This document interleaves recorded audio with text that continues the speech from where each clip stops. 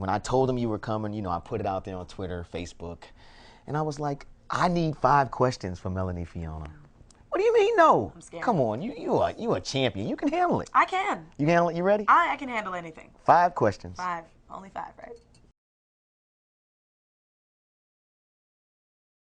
In 5 years, I hope to have at least 2 more albums out. I hope that I've picked up a couple Grammys. I hope that I have been on Oprah before her show ends. I hope that I'm happy and successful in my definition of what that means with my family. My personal life is in a good place. My professional life is in a good place. And I hope that I can say that I've been to every country in the world for my music.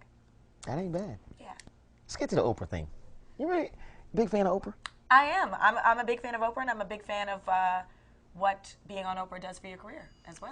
That ain't a bad thing, right? No, that's a You very go good Oprah and be thing. like, you know what, I got these new sneakers, right? And the zipper goes across the back, and it's like the sock goes on the outside, and the next day you can't even keep them in the store. This is it. You know what I'm saying? But I definitely I respect the power that she has and the respect that she has for what she's done. Right. She's built herself into an empire, and as a woman to another woman, I totally respect that. Okay. Yeah.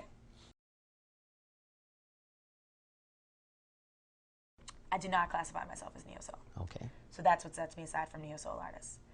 I don't really classify myself as any one type of artist. Right.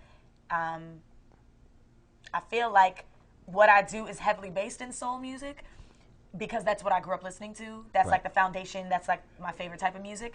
But I'm very much influenced by different genres of music. Right. So, you know, there's pop, there's reggae, there's rock, there's hip-hop, there's R&B.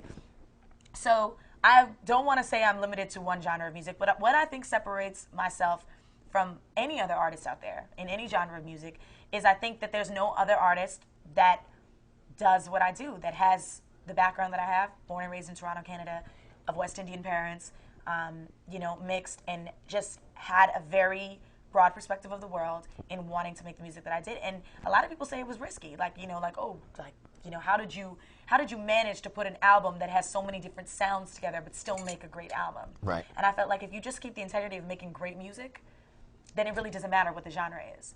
And that's the point that I wanted to get across to people, is that it's a bridge of everything that's not supposed to make sense.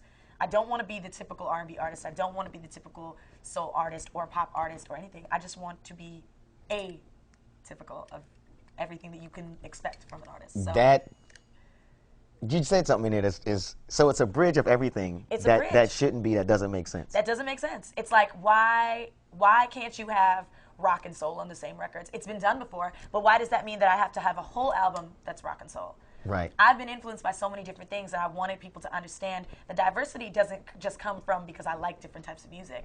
It's because that's really how I was brought up. Multicultural city, you know, growing up with, you know, West Indian parents in a North American society, traveling the world, making an album, being inspired by different people and cultures and different foods and everything. And I realized it was about making an international album. So Wow. that's the bridge. Yes. Who was the crush? The crush is Common. Who? Was Common. Is however you want to put it. Uh-huh. First of all, he's one of my favorite MCs. Right. For hip-hop, just in music-wise. And he just got really sexy over the years. It's an undeniable fact. They started making his clothes fit, though. He got a new hot, stylist. He got a style. He started acting. He wrote children's books. And I remember the thing that actually solidified the crush was I didn't realize I had one on him until I met him at his birthday party like a few years ago in LA. And he came around to the party. And mind you, I was there as a guest of somebody. Right. He came You wasn't around- even Melanie Fiona I wasn't then. even, nobody knew who I was. They was like, this Mel? This is a girl. She came in. Happy birthday. And he came around to everybody in the party personally, shook everybody's hand, and said, "Hi, I'm Rashid. Thank you for coming." And when I saw that, I was like, "And you're humble?" That solidified the crush. And I was like, "Okay, you're hot on all levels."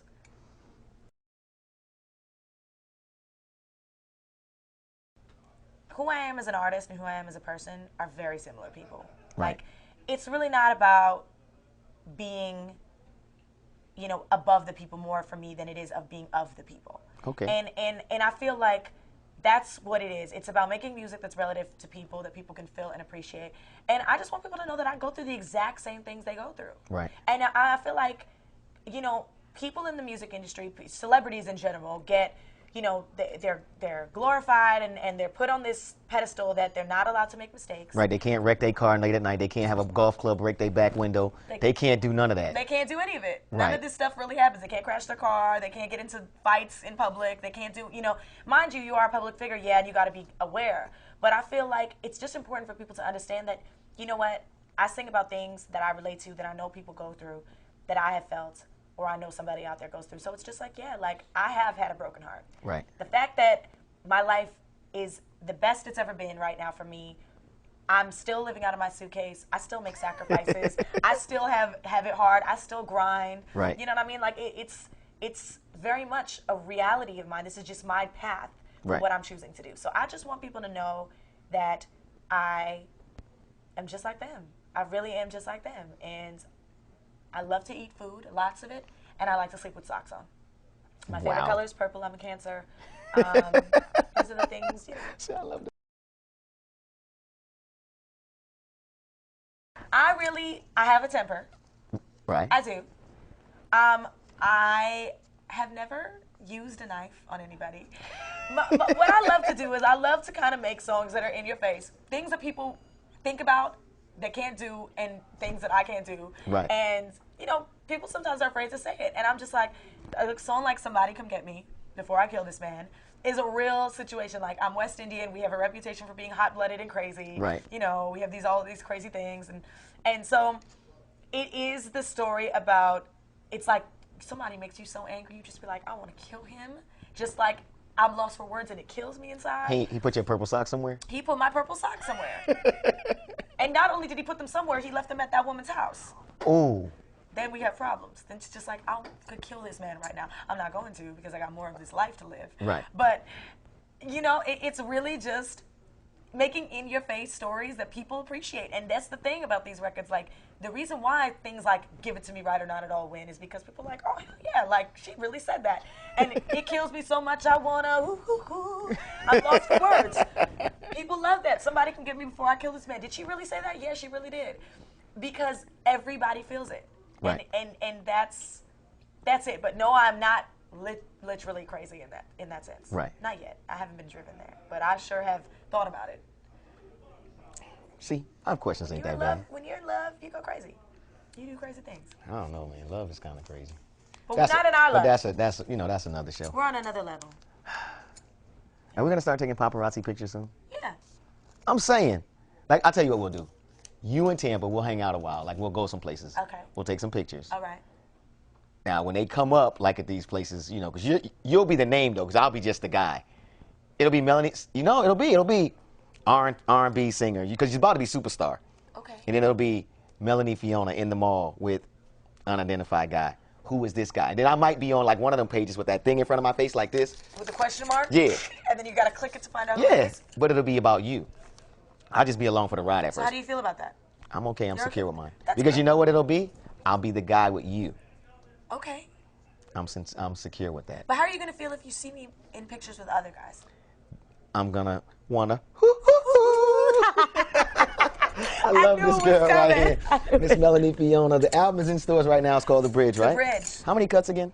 12. 12. Fantastic, real stories. And of course, banging them in the head all over the place where it kills me right now. You can catch the video everywhere. The songs all over the radio, and I'm just glad you came back. I am too.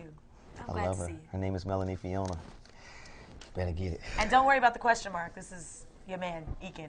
You know who it is. No question marks. I'm If you working see on him, something right here. This is who he is. I'm Ekin, working. the man. He needs his own show. Let's get it done.